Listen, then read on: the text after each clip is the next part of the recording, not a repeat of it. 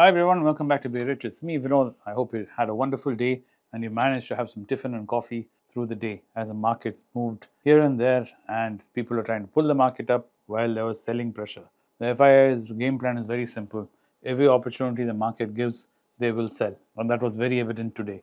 As soon as the market opened, people are expecting a positive dead cat bounce or whatever positive bounce. And there's been lots of media posts going around saying that they've oversold the Nifty and things are going to change now. What you call in dollar terms or even in gold terms, the Nifty is looking very attractive, like the COVID range. All that was very nice to hear. But when the markets opened, the bottom opened off again because FIIs were in a selling spree. Wherever they could find money on the table, they were ready to take it. If we Indian investors, be it DIAs or retailers, were ready to offer it. Everything was down. You're from your what you call NBFCs, some of your gold companies, Tata Investment, even Reliance was down for a change today because usually Reliance is pushed up to hold the market up, but Reliance was let go today. And Jyoti Labs, HDFC Bank, Maruti, ITC Hotels, that's been down for some time. Hero Motocorp was down, Karnataka Bank was down, Zydus was down, IDFC Bank was down, and the only flip of it is easier to say what was up. What was up was things like Natco was up by 3%. Trent, Wipro, and Tata Chemicals, Tejas Net was down phenomenally. Then it was pulled back up to end in a positive. So that was the swings of the market. Of course, finally it ended with it really not going anywhere. They tried to pull the market a little above positive, but finally it ended up hardly a percent, not even a percent, 0.02% on the negative. So there it lies. I want to talk about Tata Motors because there was an interesting conversation I was having about Tata Motors with someone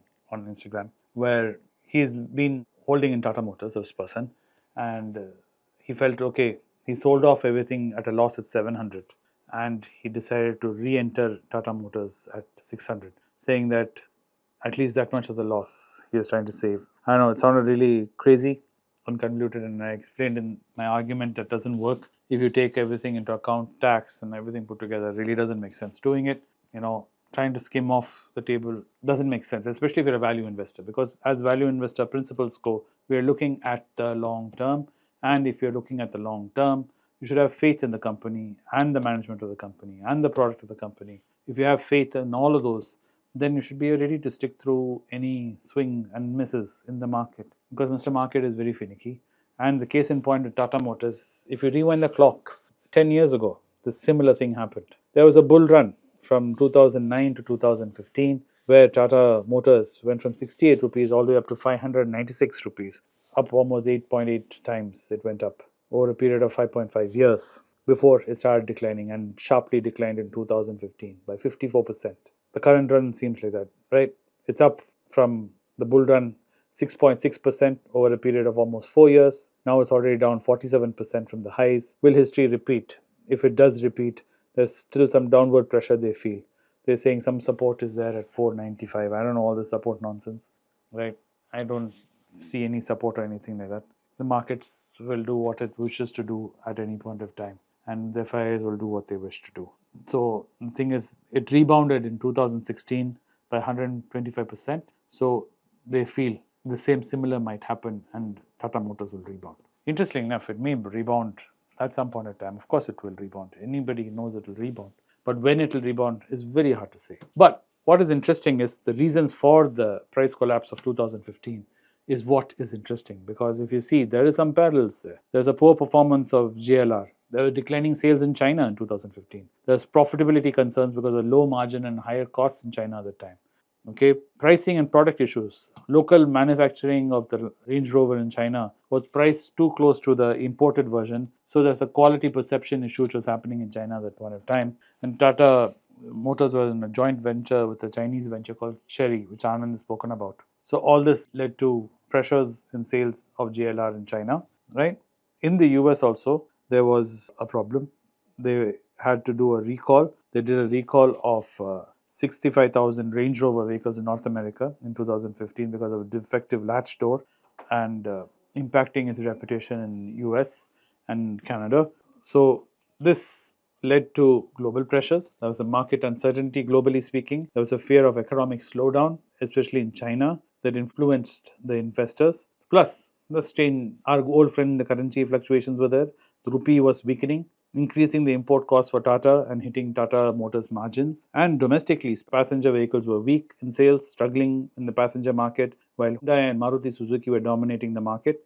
Commercial vehicles slowdown in the segment, saw weaker demand due to economic slowdown in India. So does this all sound very familiar? It sure does sound familiar to me. The same China, the same JLR, the same issues with competition domestically and EV pressure. So it happened in history. A lot of you are wondering, asking me, no, you're wrong, then Anand, you're wrong. If you look at Tata Motors purely just in terms of vehicle, it is not matching to Hyundai, Kia. Yeah, it happens. Product life cycles fluctuate, right? Brands fluctuate. So they'll learn their lessons. Like they did in 2015, 2016. Things turned around and they recovered. Tata Motors, yes, is going through a phase right now.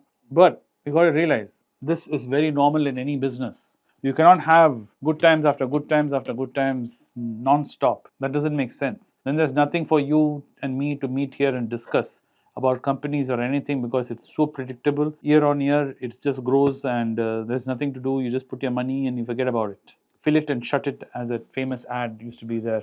I think about Hero Honda, their motorcycles. So it's not the case here. It will fluctuate.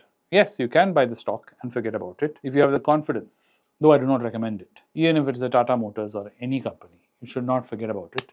You should keep track of it, and make sure it still aligns with whatever you originally thought of as an investment in a business. And if it's long as it's aligned to those initial ideas, then you should continue investing. If it changes, then of course you should look at moving out of it. So Tata Motors, if you look at it, yes, you're going to see maybe some more correction. I don't know.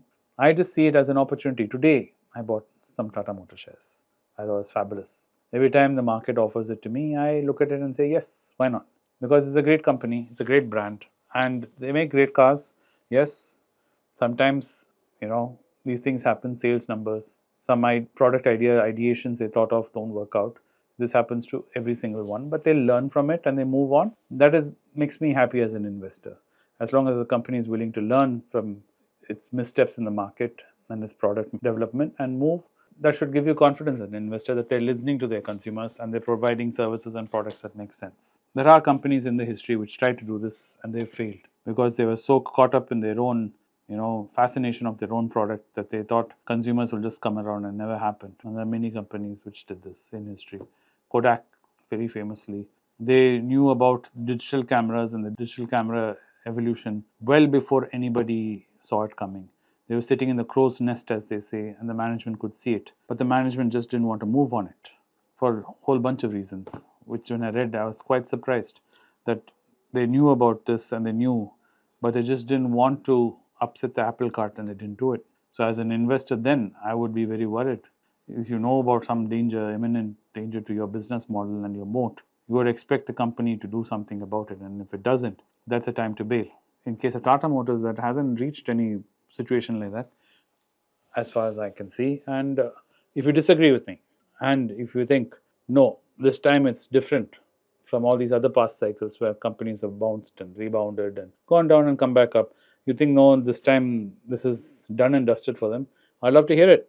Catch me on Instagram. Let me know your views. I would love to debate with you. Or drop it down here below. Some of you like dropping your comments down here. Unfortunately, I can't respond to your comments down here because there's just too many bots. And I don't want people to get loaded into thinking it's me and then, getting trapped into something, because there are people with ulterior motives and they do things which are here I don't encourage. So I don't try to participate in conversations down in this YouTube channel, but I am there on Instagram in our group.